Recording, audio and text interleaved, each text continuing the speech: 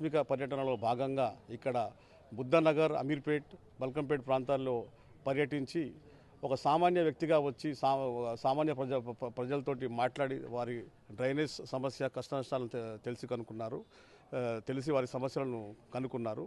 ఇక్కడ ముఖ్యంగా రేవంత్ రెడ్డి గారు ఇక్కడ 15 ఏళ్లుగా ఉన్న ఇక్కడ అమీర్పేట్ ప్రజలు డ్రైనేజ్ వ్యవస్థతో సతమతం అవుతుంటే ముఖ్యమంత్రి గారు తెలుసుకొని ఇక్కడ వచ్చి ప్రజలతో కనుక్కొని మన ఈ హైడ్రా కమిషనర్ రంగనాథ్ గారితో చర్చించి ఇది క్షేత్రస్థాయిలో ఇంకా ఫ్యూచర్లో కూడా ఈ డ్రైనేజ్ సమస్య ఇక్కడ పూర్తిగా రాకుండా చర్యలు తీసుకోవాలని ఆదేశాలు ఇచ్చారు. ముఖ్యమంత్రి గతంలో ఎంతోమంది ముఖ్యమంత్రులు వచ్చారు పోయారు, కానీ గతంలో చెన్నారెడ్డి గారి తర్వాత ఈరోజు తెలంగాణ రాష్ట్ర ముఖ్యమంత్రి రేవంత్ రెడ్డి గారు రావడము ఇక్కడ చాలా హర్షణీయము.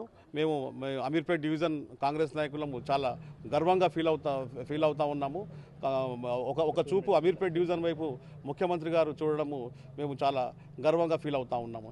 ఎందుకంటే గతంలో కేటీఆర్ గారు డల్లా సిటీ చేస్తాను, ఇది మన మూసీ నదిని ప్రక్షాళన చేస్తా, హుస్సేన్ సాగర్ని ప్రక్షాళన చేస్తా అని చెప్పిన మహానుభావుడు ఈరోజు వేల కోట్లు దండుకొని ఆయన ఓడిపోవడం జరిగింది.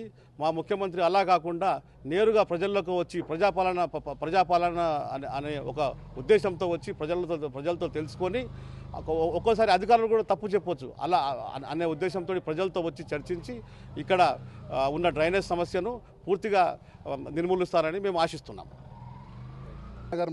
మైత్రి